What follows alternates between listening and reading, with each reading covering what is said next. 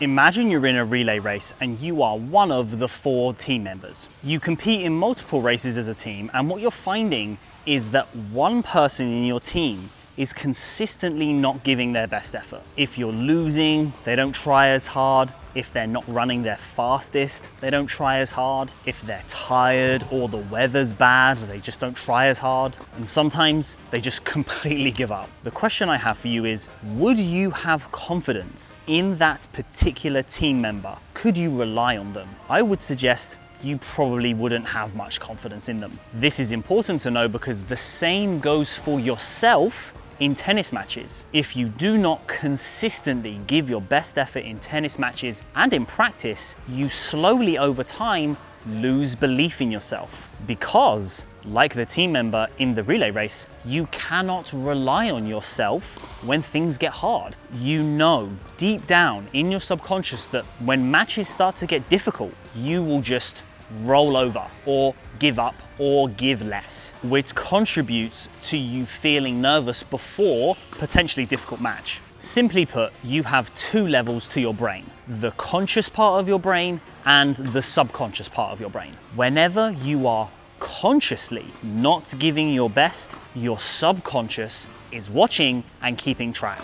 The more and more you consciously do not give your best, the more and more a pattern forms in your subconscious. And then a belief forms from that pattern, or in this case, a lack of belief that you will actually give your best when times get difficult. And we all know they will get difficult, and they have to get difficult because that is the only way you are going to improve. Let me ask you this question. Have you ever regretted giving your best effort in a tennis match? Most of you are probably saying no. What people regret most of the time is actually not giving their best effort when they could have. And that would make sense because you will never know if you could have won that match or what you could have done. Now, I know a small amount of you do regret giving your best because you think, oh, I gave all of that effort and I still lost. I promise you all, the effort given is never wasted, especially if it's towards the right thing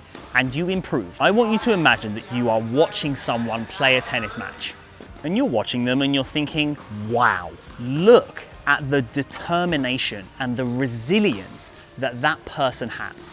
What do you think the person you are watching is doing for you to say that? They are probably giving such an incredible amount of effort and fight that people are watching with admiration. Do you want people to watch you in a tennis match and think the same things? The fact that you are watching this video means that the answer to that question is yes. Well, the time to do that is when you're losing and playing badly. Give your best effort until the match is completely over. And at the very least, if you lose, you can still walk off the court feeling like you acted in a very determined and resilient way, which will help you win more matches in the future. Giving effort in practice is also very important as well, obviously. All the same principles apply, but we can view it in a slightly different way. You will always gain more belief in yourself when you continue to give your best effort. You will also build belief in yourself when you improve. So therefore, the quicker you can improve, the quicker you can build more belief in yourself. It's not about who is the best right now, it's about who can improve the quickest. So, if you want to improve quickly, not only does your effort need to be high, but your focus needs to be high as well. I know loads of players who have said to me that they feel like they're trying their absolute hardest, but they're just not improving. Everyone's improving quicker than them, and they're not getting anywhere. That's because you also need to have a good level of focus so that you're putting your effort towards the very specific thing. If your focus isn't good, you could be giving your best effort towards the wrong thing or not the priority. Or you could be trying really hard and running everywhere, but you're not actually thinking anything at all. So you will improve by just giving your best effort and playing tennis, but you won't improve as quick as someone who is focused and intentional on the court, as well as giving their best effort. Unfortunately, because we're all humans, your best effort is going to look very different on different days. The days you give your best effort when you're feeling great are going to look very different to the days where you give your best effort and you're not feeling great. And that's the reality of life and tennis.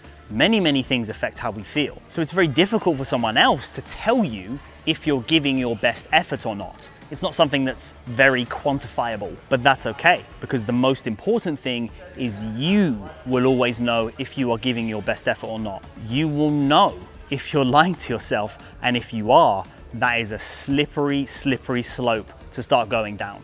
Give your best effort always. Act like someone who, if other people were watching, they would think, wow, what a resilient and determined person. Focus on giving your best effort towards something specific in practice and in matches so that you can improve quicker than everyone else and build more belief in yourself, instead of just trying really hard but your mind is empty. If you want to be part of the Online Tennis Academy, where I'm going to be transforming tennis players, subscribe and add your details in the link below to get on the waiting list to potentially be one of the first founding 50 players.